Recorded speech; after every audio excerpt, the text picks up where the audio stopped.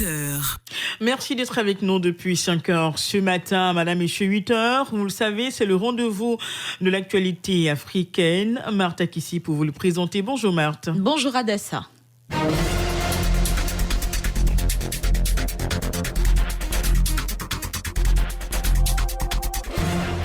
Bonjour à tous, on démarre au Mali. Ce mercredi dans l'après-midi, le médiateur de la CEDEAO, Goodluck Jonathan, doit effectuer sa prochaine visite à Bamako. L'objectif est d'évaluer la situation alors qu'à l'issue d'une rencontre à Accra avec la junte mardi dernier, les chefs d'État d'Afrique de l'Ouest ont donné jusqu'à demain aux militaires pour désigner un président et un premier ministre civil pour diriger la transition sous peine de durcir l'embargo en vigueur depuis le coup d'État. Parallèlement, la junte poursuivait toujours hier ses consultations en vue de former le collège qui doit désigner les futurs dirigeants de cette transition.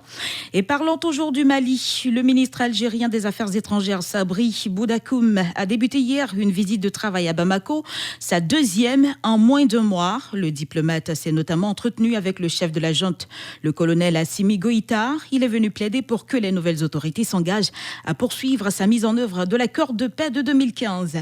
Le 28 août dernier, déjà, Sabri Boudakoum était le premier membre du gouvernement étranger à rencontrer les représentants de la junte en dehors des médiateurs de la CEDEAO. Cette fois, le diplomate algérien revient à Bamako à un moment clé, en pleine tractation autour de la mise en place des organes de la transition. Selon un communiqué de son ministère, il est venu redire la disponibilité de son pays à accompagner le Mali dans ses efforts pour une transition calme et apaisée. Mais selon une source diplomatique africaine, c'est surtout la situation sécuritaire et en particulier l'application de l'accord de paix de 2015 qui préoccupe les autorités algériennes. Les ex-rebelles ont estimé ne pas être suffisamment considérés dans le processus après l'annulation d'une série d'entretiens préalables initialement prévus avec la junte. Pour cette même raison, la CEMA a refusé ce week-end de désigner un représentant pour siéger au sein du collège de personnalités chargé de désigner le président de cette transition. Un collège qui doit en théorie tenir sa première réunion ce lundi. Le ministre algérien des Affaires étrangères a également rencontré l'influent imam Mahmoud Dicko et le président de la Convergence pour le développement du Mali, Ousseini Amion Guindo, ainsi que des représentants de la MINUSMA et de l'Union africaine. Autre actualité au Bénin, le Parti du Renouveau démocratique fête ses 30 ans lors de son université de vacances à Porto Novo. Le ton de la déclaration finale du président du parti, Adrien Hongbeji, met en avant son souhait d'une élection présidentielle inclusive et apaisée en 2021. En 30 ans, le PRD a multiplié les alliances et divorces et a eu des ministres, des députés, gagné le perchoir et dirigé la primature. Après avoir soutenu Lionel Zinsou en 2016, il se réclame actuellement de la mouvance Talon. Et pourtant, les dernières élections communales et la règle des 10% exigés pour prétendre à la répartition des sièges ont privé le parti d'élu.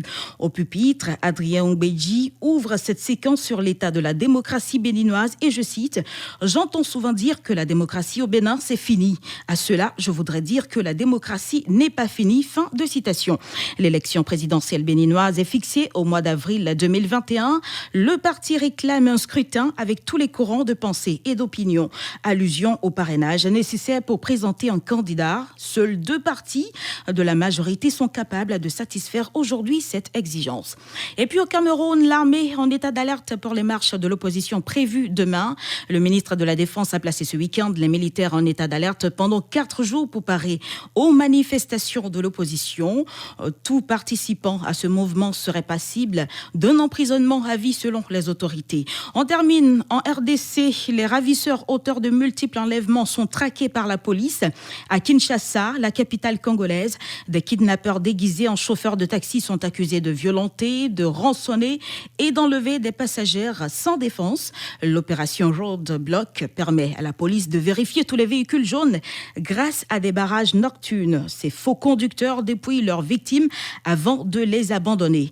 Le 12 septembre dernier, un collectif féministe dénommé Je dénonce, qui se bat pour que ces violences cessent, a tenté d'organiser une marche pour protester contre ces enlèvements, mais le rassemblement a vite été interrompu. Restez avec nous, l'actualité revient à 9h.